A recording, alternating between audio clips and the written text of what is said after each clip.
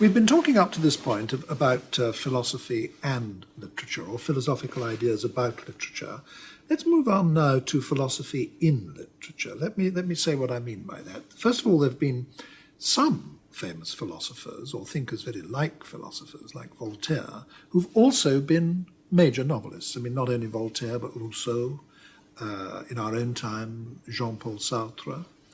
Or among simply famous novelists, there are some who've been obviously very profoundly influenced by certain rather philosophical ideas. I mean, Tolstoy appends to his novel War and Peace a great long epilogue in which he explains that in this novel he's been trying to express a certain philosophy of history. Or if you take another famous Russian novelist, Dostoevsky, he's often described by existentialists as the greatest of all existentialist writers, because he's involved in certain kinds of problem that they themselves are also concerned with. Or one can think of a very large number of examples, can't one? I mean, it's obvious that Proust in À la recherche du temps perdu is deeply concerned with problems about time, which is also one of the traditional problems that philosophers have been concerned with, and so on. What I would like to get at in the form of a question to you is, what sort of role do you think that philosophy can play in literature? Let us take novels, for example. Well, I think you had better keep out on the whole.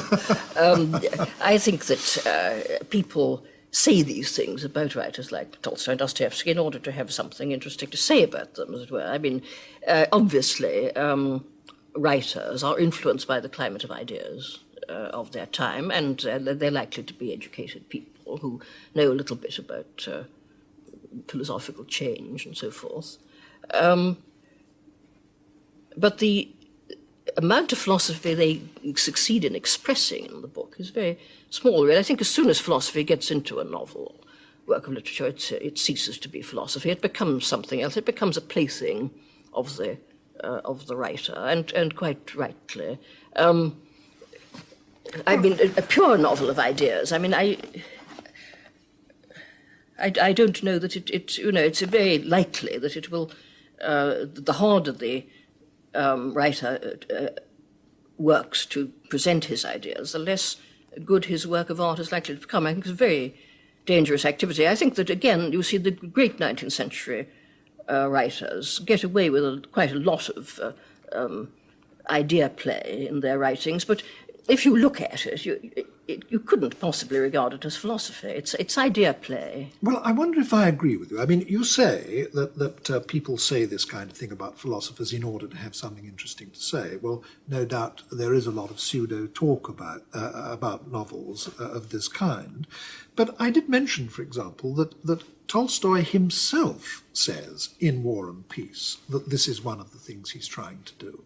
Or take a major English novel like Laurence Sterne's Tristram Shandy. I mean, not only was that directly influenced by Locke's theories about the association of ideas, but there's quite a bit about that in the novel, and in terms which obviously refer to the novel itself. In other words, Sterne was quite clearly doing something which he himself related to Locke's theory of the association of ideas. So I think there are, in fact, a number of instances of great novels, I mean really outstanding novels, where the use of philosophical ideas is part of the structure, is part of what it's about. Yes, all right. Yes, perhaps it's just that I feel in myself such an absolute horror of putting theories as such into a book. I mean, certain philosophical ideas might... I perhaps put things about philosophy into my novels because I happen to know about philosophy. I mean, if I knew about sailing ships, I'd put sailing ships in. If I knew about hospitals, I'd put hospitals in. And in a way, as a novelist, I'd rather know about sailing ships and hospitals than about philosophy. But I don't think that the writer necessarily knows... in fact, you think it's just material? Well, I think, Tolstoy says this, but I don't. Why should we attend to him? We read his books, don't trust the writer, trust the tale. One has to see what he's actually achieved. And I think that, I mean, I can only think of one really good philosophical novel, which is Sartre's La Nausée, which I do admire very much, which might be said to be a philosophical novel, which is demonstrating something about contingency. It's, interestingly, it's a philosophical subject which is very close to the novelist's art. I mean, there's a kind of a good marriage there, as it were, between the novelist's art and the subject. Well, let's take that, shall we? Jean-Paul Sartre's La Nausée. I mean, I agree with you. I think it's a magnificent book, but surely it also articulates a philosophical theory. In fact, my introduction to existentialism, so to speak, was reading that novel, and I thought that novel actually expressed an existentialist view, and it's rather marvellous. I mean, in the form of a work of fiction. It may well be, as you say, unique, but the fact that it exists at all shows that it can be done, doesn't it? Yes, yes. You seem to be driving me to say something. I'm not to say. Yes, I think there's a genuine difference of opinion between you and me, Iris, yes. which we simply may not be able to resolve in this discussion. But you, it seems to me, are trying to say that philosophy as such has no place in imaginative writing, except insofar as it can simply be material, like anything else can be material.